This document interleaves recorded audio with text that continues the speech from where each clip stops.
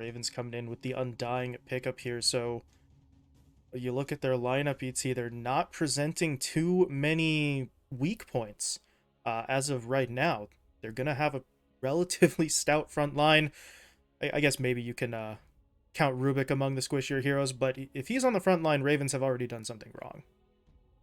Yeah, and I think with the Tiny picked up, sure, it will now open up NoRunes to look at that mid lane and probably say it's almost certainly has to be Tiny mid, so we can just immediately go for counter picks or counter bans versus it. But that's the beautiful thing about Tiny. He doesn't really get countered by all too much. There's not too many lanes where he's not going to come out of it saying, okay, I got my levels, got my level 6, get my runes. Maybe I don't get my runes, but I'm still going to get farm. And then eventually you have a playmaker. And again, that balance just seems to be there a little bit more for Ravens right now. Where on NoRune's side, this is where you would most likely want to pick a carry, just because you see the Beastmaster Rubik, you see the entire offlane. That'd be their easy pick, but it's kind of a hard choice. And like we've said, in the mid lane, or rather in the off lane, all of those carries are just banned out. So really, I feel like Ravens just got exactly what they want. Aside from the Tiny maybe being open to those counter picks, they've got just a really solid opener, and they do go for Okay. Naga. Okay. Classic Beastmaster counter in lane, an illusion hero. Good. Yeah, just tough to deal with on the Ravens side. Get the best that you can, and as you said, good place to take the carry here because I feel like you just leave too much open. If they took their mid laner instead, tried to save the carry for what is ultimate last pick for them, then the pool is a little bit too thin. Whereas now, Mr. Jeans gets to survey the entire field. You'll know with 99% accuracy whether this tiny's mid or not, and they can make their decision then. Yeah, and the Pudge ban is extremely Hmm. interesting. I think again, just not wanting to have the opportunity given to Ravens where you're an illusion carry, Nagasarn just kind of gets run down at that point. You also have extremely squishy support, so maybe it's just thinking, okay, we might not have enough damage if the Pudge gets through, but I kind of love that Pudge is now getting valued a lot more. And I think this was a trend that really started at the beginning of those last chance qualifiers at TI, where the hero just kind of came out of left field and then just owned everybody. I think mainly from Laudum defenders or Alliance.Laudum now at this point, but just with the way that they've played that hero as well, just feels like that big shift up caused so many teams to look at that hero seriously for once, because that hero was such a meme for so long, and now he's finally the carry that we all know he could be. Mm-hmm. Yeah, all it takes is those little minor changes, right? And then Pudge could actually, lane and play effectively. So I'm sure a lot of people will disagree with us, ET, but I like seeing Pudge back into actual competitive consideration. That last ban, though, that's a hero that I definitely could stand to see a whole lot less. So thank you to NoRunes, as they do ban away the sniper, and that is something NoRunes sort of had to take into consideration, right? The sniper, or I guess in a similar sort of scenario, the drow. We were talking about how stout the front line would be for Ravens. That gives them a little leeway to maybe take someone a little more glass cannon like at the one and potentially get away with it. Fast pick, and Hmm. they go for the NP. Okay, can't argue with that. Just one of the best carries in the game. A carry we talked a little bit about yesterday, even though we did get to see NP carry because they made it their offlaner. But Yeah. absolutely, one of the best carries in the game. Terrifying timings, whether they go for the BKB immediately after the Maelstrom, or in many cases, just immediately rush out the Gleipnir. He just gets the game started. Paired up with Beastmaster as well, every single tower is going to be a battle that NoRunes are going to have to struggle to contest over. And they Oh. pick, okay, I do like this. I like it a lot. I think this means that this is now going to be Dawnbreaker mid. And yeah, Mr. Mhm. Jeans does pick up the Dawnbreaker, but they needed some more wave clear. They needed something that's actually going to be able to anchor down these towers, because as soon as you give Ravens just a little bit of space, they start running it down. I do think that this lane is going to be a little bit free for the NP early on. Of course, in typical Timbersoft fashion, as soon as Heiko gets level 6, he's going to kick that other laner out just because Chakram is too strong of a spell. But at the same time, I feel like it is going to be a constant battle of abusing where Heiko TPs, where the Timbersaw is playing on that side of the map. And then if Ravens can outmaneuver him, then the Timbersaw won't be able to hold everything. It's where they're going to pick and pull and push. You can only choose one of those targets to deal with, either the Beastmaster or the NP, and you just hope you make the right choice. Mhm.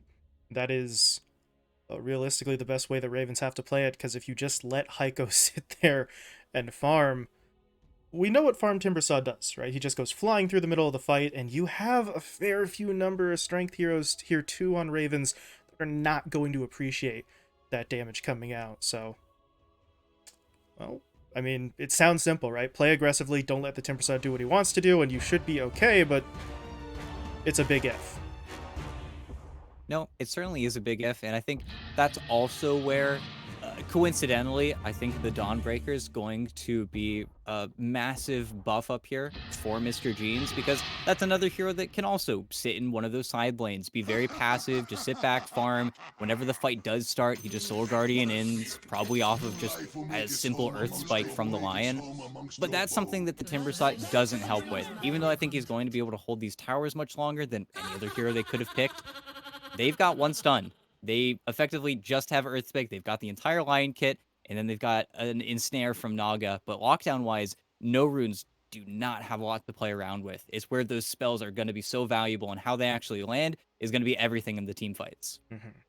Yeah, always a little awkward when you have a lineup that is probably going to look to fight, but doesn't have a whole lot of hard CC to work with. But I don't know, right? If you time it up right, if you get the global, if you get the Donald, it's all going to come together for you, but you've got to force Ravens into the position and the timing to make all that work, because you can't really assume Ravens are just going to walk into the trap every single time for you.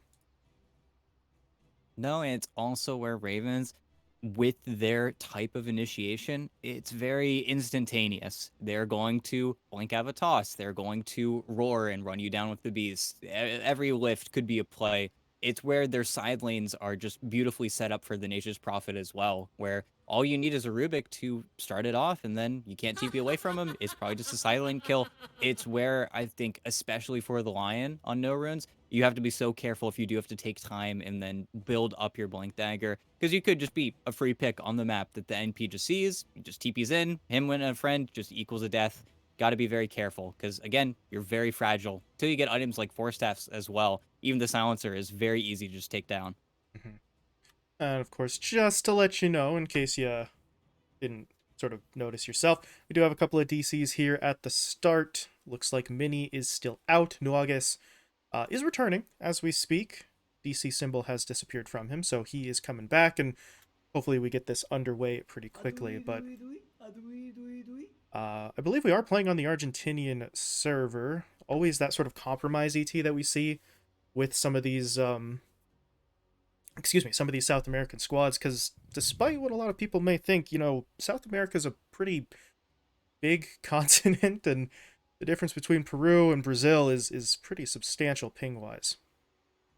Yeah, you just end up on the wrong side of the server. It's definitely one of those situations where every team is different as well.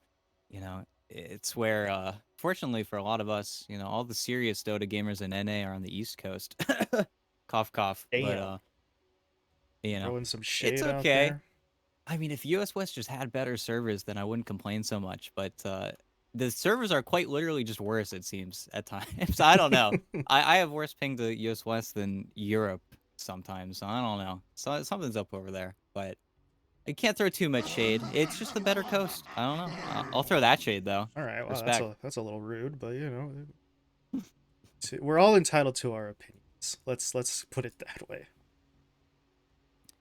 Mini still not back yet. Of course, we are going by normal Pro Series rules, which means I think we're sitting on 10 minutes of pause time here. Don't think we changed the rules in between Pro Series. That would have been kind of wild, but that does mean NoRunes have a little bit of time to wait. Don't think they are going to be waiting much longer, though, because it appears Mini is on his way back in, reconnecting now. Of course, he's going to give it a little check over first, make sure he's actually not still lagging, but it looks like NoRunes are ready to go. And we'll get this game underway. So, well, we were talking about it a little bit yesterday, right? It's SA Dota, it's Pro Series. Pauses are something of a tradition at this point, but we're ready to go. No, they will be abound, but it's quite all right. And it's all worth it, because at the end of the day, all these South American players are hovering around 50 ping, as opposed to the usual, 90 to 110 that we see when they are going to have to play on US East versus their NA squads. But as they will also tell you in that SA versus NA matchup, if the SA team ever wins on 110 ping, they'll let you know about it. Because Mm-hmm. if they're winning on ping, oh well, maybe we're just worse. This is probably the short of that. But here though, even playing field, which is the good news. Always want that. Always hate when a team has that extra advantage through really no fault of their own, right? They can't necessarily control the ping, but you want to see the teams playing at their best on an equal playing field, and right now we see NoRunes trying to control this high ground. They weren't really all that sneaky about it. The ward kind of spotted out this movement, so Akara is just going to step forward. He's taken a bit more damage than I think he realized he was going to, but they don't want to chase under the tower. Akara will survive, and realistically speaking, not a crazy amount comes from that. Maybe Akara goes all the way back to Fountain and then TP's out, and honestly, if he does that, that is actually a bit of a win for NoRunes, because now you've got a target in that lane. If you could pick the Undying off, make him get the respawn, or excuse me, not respawn, but the TP and then die, you kind of cripple that lane for a bit. And look at this, the tips abound, just sending it towards that line, gets the D word in the mid lane, was even right-clicking PP in between the tier 2 and tier 1 tower, just very obnoxious for the Tiny to deal with early on, even though it isn't going to matter too much. Yeah, takes some of his eyes away in that lane, but yeah, hopefully teammates will be able to call out if there's any rotation, so good play in from the Lion. I am confirming, this is Jupiter, aka Hane, aka GRPX1. I don't know what that's supposed to mean. Probably just gonna call him Jupiter or Hane moving forward, but it is him. No stand-ins here, just a different name. Now, don't forget the sixes. That's really the differentiating factor there. Well, take a look at this top lane, see how Heiko's doing. This was kind of the one of the bigger points, right, that you were talking about in the draft, whether or not they could put pressure on this Timbersaw, try to slow him down a little bit. Maybe force him to... Uh-oh. Okay. Force him to change up the build is what I was going to say, but yeah, Jupiter gets into a little bit of trouble there, just trapped in the tree line, and yeah, there's the benefit of having those tree ends. People always just kind of talk about it with extra damage, some last-hitting help, but they are controllable units. You can trap someone if they get in a bad spot, and that was definitely a bad spot. Yeah, just unfortunate. He just walks into the tree line. There's nothing for him to tango through because they are just that many units at that point. So Dodd just has it. Very free play. But there's also just a lot of pressure. I think this is where the Undying Nature's Prophet, especially paired together, is just still kind of a pseudo answer versus the Timbersaw. And bottom, okay, I saw the silencer hovering pretty low, but that is going to get a reset off and doesn't manage it. Of course, not a death he minds too much. He's sitting on 11 mana, so he got to use everything in the tank before he went down. Right. Just maximum efficiency. No use for the mangoes if you're just going to die anyway. So he holds on to about 4 of them and TP's back to lane. And if you're mini, meh, right? You're still farming. Not a lot of pressure applied to the Naga Siren, so... Not a big deal so far, but ET... 2 kills given up in 2.5 minutes. If that becomes 3 or 4, maybe we revisit that topic, you know? Yeah, but like you said, very free lane for the Naga. Not too much that the Rubik or the Beastmaster naturally can do versus him. Anytime the mirror image is up, he just sends it at the Rubik, forces him back.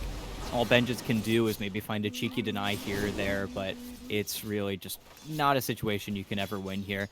Even Benjaz is going to struggle to get pushed out of lane now because I think he's got his Helm of Ironwall on the way. So just a stable farm fest for both sides. Not likely to see too much action in the near future. Meanwhile, swinging things over to mid. Bit of an advantage for Mr. Jeans here on the mid Dawnbreaker. 15-6 compared to the 11-5 of PP. As got a bottle refill coming in. Dismar TP's over, and that certainly goes a long way towards potentially evening that out, but how much can PP really do here in the early levels? Because the Dawnbreaker is not an easy target, even if you get a toss back. Yeah, it's one of those frustrating lanes where Dawnbreaker is too strong early on, and then PP will be too strong once he gets level 6, so there's really no kill threat for either mid laner. The only unfortunate thing is that it's very difficult for the Tiny to actually last hit whenever there's no tree grab. When he runs out of trees in that, he does end up getting a lot of those creeps denied. as well as Mr. Jeans losing out on his 4-minute water rune just with the support rotation, but he's extremely healthy, so really not getting a water refill is not going to matter too much. Just chilling out, handling business, farming as well as he can. Feels like that's kind of the trend developing across all the lanes. There is, yeah, that's Starbreaker. That last hit's just really not going to happen. If toss is available, PP can kind of shut it down. So, as you were saying, kill potential kind of low here, and I feel like really it's just going to settle down across all the lanes. Although, as I say that, there is a play being made onto Benjaz here. They hit him up with the DOT, they got the silence, the ensnare kept him in place for a bit as well, and the damage is going to be there. The silencer with the range, able to get the job done, and well, NoRunes may have given up the first 2 kills of the game, ET, but they strike back there. No, very patient play in the bottom lane, and I think getting caught off guard, usually you don't see the point up and ensnare at level 4. You usually get at level 5, just opting for more Riptide damage, but in this situation, just ends up being enough, just whittled him down, and of course, having armor is great, but versus all that magic damage and all that physical burst, just doesn't really matter too much. Just one of the nice aspects of Silencer. If you can get him far up in the lane, you just eat so many right clicks on the way back to your tower, but again, a cheeky play, a nice kill, but still a very low kill, very slow early game here. We're waiting for a lot of those early game items before we can really get started. Dismar, bit of a long ramp around there. Did not realistically do a whole lot, but since he stepped out of lane, so did Nuagas, who now makes his way mid for really not a whole lot there. A little bit of harassment, curse, last word. Not bad, but you take a look at what happened while he was gone. Mini got hit pretty damn hard and may still be in danger. Dismar's not giving up. He needs more axes? Oh, he Nice. needs nothing. Okay, the axes come in and Benjaz snipes it. Yeah, a little bit peculiar. Mini just didn't want to back off. Of course, he just wants to make that rotation happen, and he does bottle a DD for Mr. Jeans, who just got his level 6 as well. So maybe we see a revenge play bottom with the Solar Guardian, but Dodd is rotated over. Okay, it's push time. They say with the cart, let's get this tier 1. And now the Naga Siren's going to be really hesitant to TP back down here. This is kind of a death sentence if they don't have friends. He's but coming. He's coming. The tower's going to go down. I feel like they need one more person, and I don't know if the Lion's that hero. There's no song And for this now- either, though. Oh, it's so awkward. Everybody just leaves.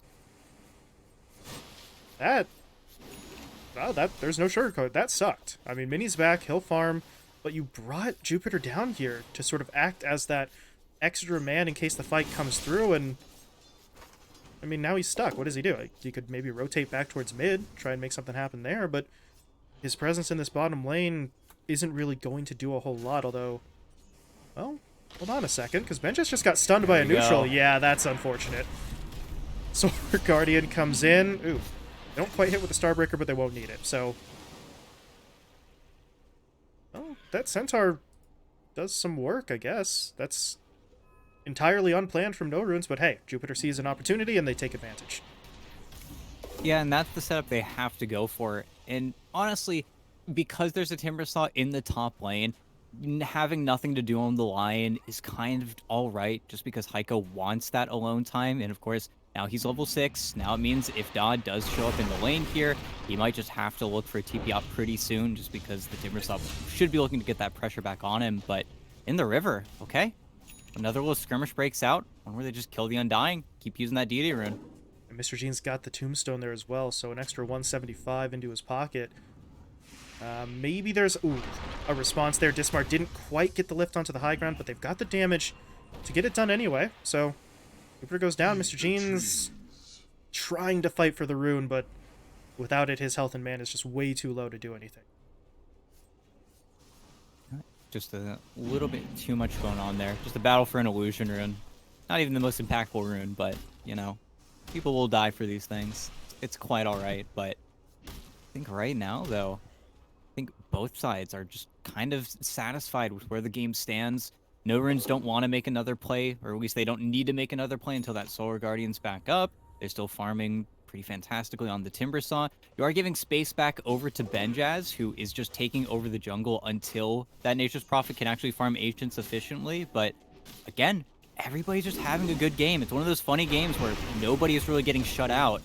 Except, okay, the Magic Burst. It's just a little bit too much paired with the Nature's Prophet ulti.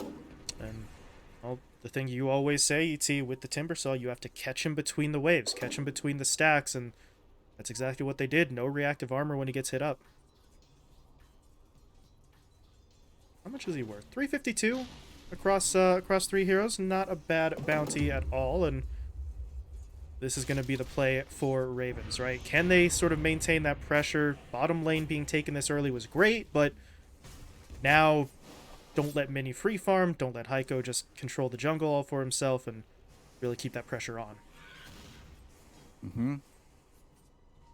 Now, the good news for NoRunes is that despite picks like that, and maybe, Heiko just getting caught up by a ward, as long as they're defending this mid tower, they will have an objective to play over. They want to eventually make their way towards top, but until then, they are completely satisfied playing that defensive game. As mid, though, PP, oh, the TP's just barely out. Ooh. That's pretty big. Well, okay. They will still lose one, but it's only Dismar instead of a core, but that's Solar Guardian on cooldown for 70 more seconds, so all it really cost you was a TP and one of your supports, which, take a look at the Rubik's net worth. His death there isn't really going to hurt them too much. Yeah, at least it was an Arcane Rune pop of the Solar Guardian, so isn't the longest CD in the world, but still, now the game is going to slow down. You have to wait. It's also slowing down mainly because I think they had to give the tome over to the silencer, so even your Lion is slowing down. Or wait, okay, there you go. Lion's got tome. Very good. It's got the finger coming. Both supports so necessary for them to get their level 6s here. But without the Solar Guardian, it's a little awkward, again, for them to make any play. They really need the Earth Spike into that Solar Guardian to kill any core. Meanwhile, Raven's smoking, getting aggressive. Kind of awkward because PP really just wants to be finishing up his blank now, but at least it looks like they're going to get a D ward. I do want to ask you what you think about the Nature's Prophet, because build-wise, because we've seen it shifted into that carry role in recent times. Dodd went for the Hand of Midas with the first item. Is that just sort of insurance in case the Naga tries to sort of take it late? What do you think about it? It's definitely a calculated risk, especially since typically you get Midas for XP nowadays as opposed to the actual gold, and you say, okay, what are we getting this Midas for? What talent coincides with us needing it? And really, you can only kind of think of the level 20 talent for NP. So it's nice. It's kind of a calculated risk, but I think over Gleipnir Rush, Gleipnir is just better in almost every single way. So we'll see. An item I don't mind just yet, but if a situation arises where he could win the team fight because he has the other item, then maybe we'll call it out. Well, Dismar stole Chakram here, so don't want to group up too heavily if your NoRunes kind of like this. They get Heiko caught out right in the middle. Solar Guardian, though, is going to be enough to protect, and now does Mr. Jeans go for blood? He's going to try for it, but the Avalanche, the toss rather, excuse me, is going to break it up. Now that Stolen Chakram comes through, Mr. Jeans gets taken down. Nuagas falls off to the side, and this fight for NoRunes is just about over. They've got to back it up. Maybe not. Heiko's trying to stand guard over the tier 2. And without the roar, yeah, I don't think they have the means to take him a second time. So Ravens back away, but 2 kills in a tower go into their hands. No, just very easy rotation, and I think NoRunes just caught off a little too much there. The Solar Guardian and the Global, they have to hit at the same time to save Heiko, and oh yeah, he's just chilling up top, but narrowly, yeah, avoids the Rubik and the Tiny.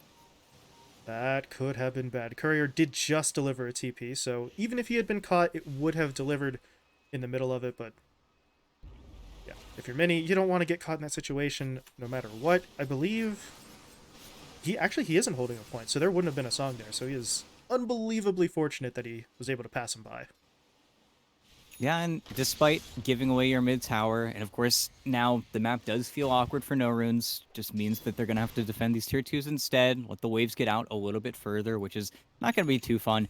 Mini still has a 13-minute Manta, and it is still incredibly early onto this game, even though it feels like the pace is just that fast. The timer is very deceptive for how strong all the heroes are here. And I mean, you can't really argue with a 13-minute Manta. Mini is kind of off to the races here. They got the Manta up. Heiko's sitting on a Vanguard already. Looking for the Crimson upgrade as well here. So, yeah, fair enough. I mean, there's a lot of physical sort of right-click damage coming out from Ravens. So, just make his team that little bit tankier. But I want to see how aggressive they look to get here, right? Finger of Death is up on Jupiter. Obviously, his Blink Dagger is not coming anytime soon, but can they still look to make a play here? Because if not, they're not giving him a lot of farming priority to get that Blink in the next couple of minutes anyway. Yeah, no, they're really slowing down. Meanwhile, Ravens, they smoke up again, get the Arcane Rune on the Tiny. He's got a blink he wants to reveal. And this is where NoRunes have to be incredibly careful. This is Mr. Gene's job. He wants to be set up, he wants to defend while his teammates get aggressive.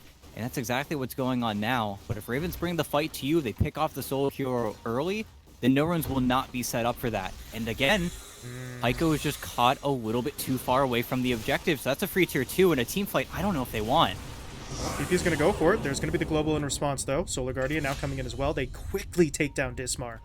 But there's the roar. Mr. Jeans has been caught. Do they have the damage to bring him down? Kara throwing down the tombstone, trying to slow him up, and they will do enough to find the kill. In the meantime, PP just straight up jumped the backline, gets in onto Nuagas with the combo, and Mini says, let's get the hell out of dodge, pops the song, and they will retreat. But again, 2 heroes dead and a tower lost.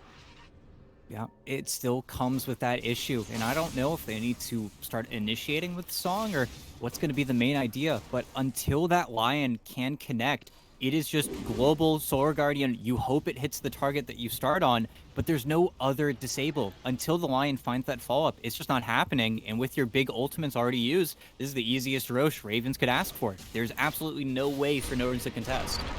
Yeah. Straight into the pit for them. Damn, they take it quickly. I mean, this is a couple of seconds at the most, and somebody take it. There we go. Dodd's able to pick it up. DP's on the assault, looking for the kills. Nuagas not dead to the initial combo, but Dismar's there to finish the job, and now I do not believe Jupiter's making it out. The Hawk gets the vision. They'll pull him back in for a second kill. Yeah, it just gets chunked by the ancient black dragon. Just so much damage. I mean, Helm of the Overlord has always been just this ridiculous power spike, but I feel like now you're just going to start to lose all of these outer towers, and that Midas, well, sure, it might have slowed it up a little bit, but Gleipnir's online for the NP as well, so there is no easy way for NoRunes to team fight. It's where I think you might just need to look for a BKB on Mr. Jeans to halt any of this aggression, but until you have those kind of offensive, defensive items that let you get into those backlines or even just stay on top of targets, you're just going to get stunned, you're going to get killed. It's where Mr. Jeans in this Deso, all of that damage needs to hit, and it needs to hit and kill something instantly. Otherwise, I think you are just going to get stuck in that super slow fight that Ravens absolutely want. They want to kill you slowly, but they're definitely going to kill you. Just need to buy more time for themselves at this point. Really kind of seems like the only way for them to go about it is Heiko. TP's onto the tower, but we've seen this movie before. Happened mid, happened bot. He tries to step forward. He is still vulnerable as they use the global, trying to catch out PP alone in the south side jungle, and they've got a nice start to the fight, but can they finish it? PP not dead yet. Here comes the Gleipnir in from Dodd. PP still not dead. They'll finally bring him down, but the cost... Oh, the cost. It's too high. They can't afford to make trades like that. No, it's everyone. At least Mini is already on creep duty. With the Timbersaw pushing out top, Mini's set up in his opponent's triangle, which is absolute where you want to be on an illusion carry. So he's just cutting 2 waves, playing in the Ancients, just doing what he can. Dodd should be able to kick him out sooner than later, though, if he actually wants to make an attempt at his own triangle, but they're extremely aware of where the Naga Siren is playing. There's only one place he could be with the way his mirror image illusions are getting out onto the map. Illusion timed out, so he's not quite going to see the Blink Dagger being delivered out to the Rubik there, but if you're Mini, your concern is staying alive. He is looking for the TP out. PP has no idea. If he did, though, he had everything in his toolbox, but the Naga Siren does exactly what NoRunes needed her to do. Get out, cut the waves, buy time. Now they need to not lose Heiko mid for nothing, though. That is going to make this run. Yep, and this will lead right into that tier 2 that they cannot really glyph over either. Because, of course, it's not going to refresh. It's where the glyph is much more punishing in the current meta. And now, could honestly see Ravens poking at that tier 3. Their best tower defender is gone. Sure, you're able to throw out that hammer, but, ooh, Mr. Jeans, That's he risky. actually brought himself back. Oh, no. He's rooted, he's slowed, he's dead, he has no buyback. 800 gold short, that's, I mean, that's a lane of racks. Oh, just double tapped it. Very unfortunate. And of course, they will get another glyph here refreshed after that tier 3 goes down, but we're kind of running out of time here. At least the Timber's going to be there with the Crimson Guard, but this is a miserable team fight. They don't even have everyone in the base. We see Noah gets TPing back now, though, and he does have the global back up. Finger of Death is 30 seconds out, however, so they're missing a bit of their burst. That's assuming that they want to take this fight, because as of right now, not really a fun time for them, and Ravens are playing it safe. They only took the ranged and then backed themselves away. But they found kills, they got a tower, they forced out the glyph, so they know that's not available for a good long while here, and they're set up to really do whatever they want with a minute or so left on this Aegis. Yeah, it feels incredibly difficult for them to fight.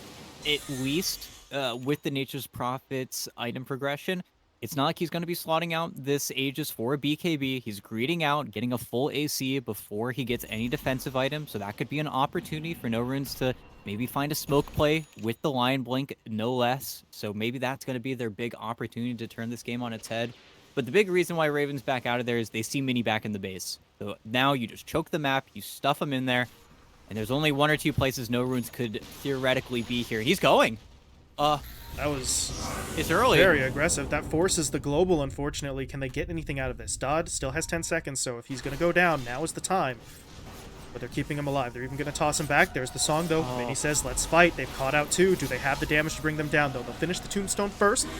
Earth Spike doesn't hit onto Benjaz because of the song timing, so maybe they're going to be able to walk away.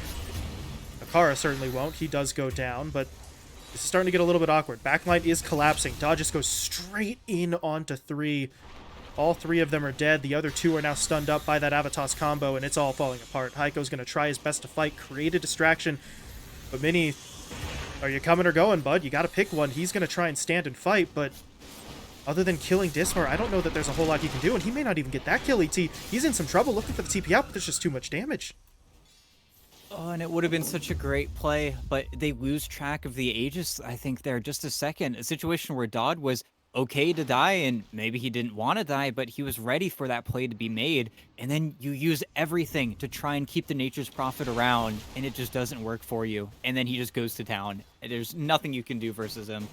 He kills everyone, and the Gleipnir just is why this build is so fearsome. You just become that team fight hero that nobody can deal with. And even though he doesn't have the BKB, well, he already survived the initiation, so it doesn't matter for that second bout of fighting. Just a straight machine gun pointed directly at NoRunes' back line. I mean, you saw how quickly Jupiter Nuagas got taken down. 2 or 3 hits from the Nature's Prophet was all it took, and well, now they're in some serious trouble. 2 full lanes of racks about to be finished off here. Yeah, it's going down. They will stick around for it, presumably. Dismar's actually going to try and jump in. They've caught out Mini. They know he has no song. They're going to hit him up with the Roar. Do they have the damage to bring him down? Yes, they do, and there's your GG. Can't do it without the Naga Siren. Yeah. Incredibly decisive victory. Ravens just played the Beast strategy. It was just a little bit too effective.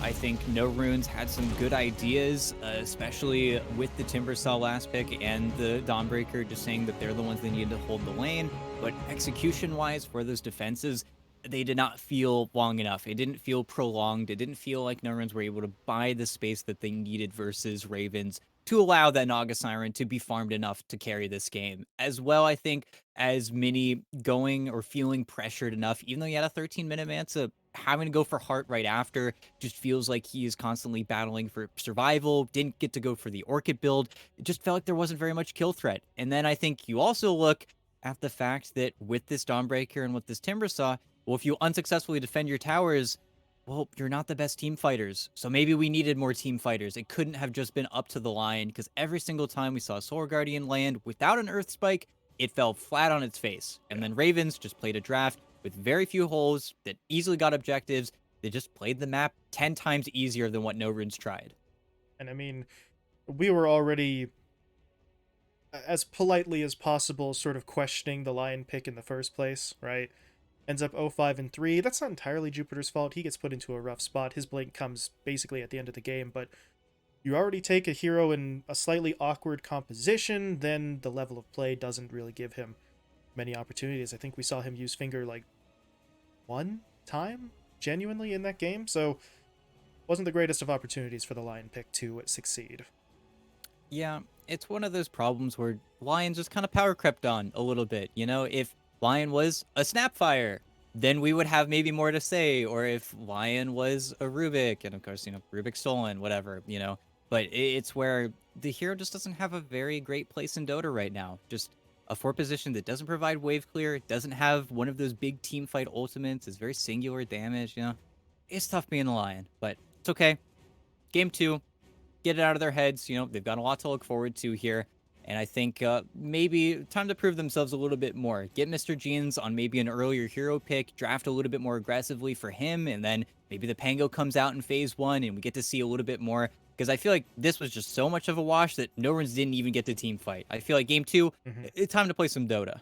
Yeah, well, you laid it out for them. We'll see just how many of those adjustments NoRunes look to make heading into game 2. So we will be stepping away for just a few minutes here while the teams get ready to go again. So stick around. We'll be back with the start of the game 2 draft.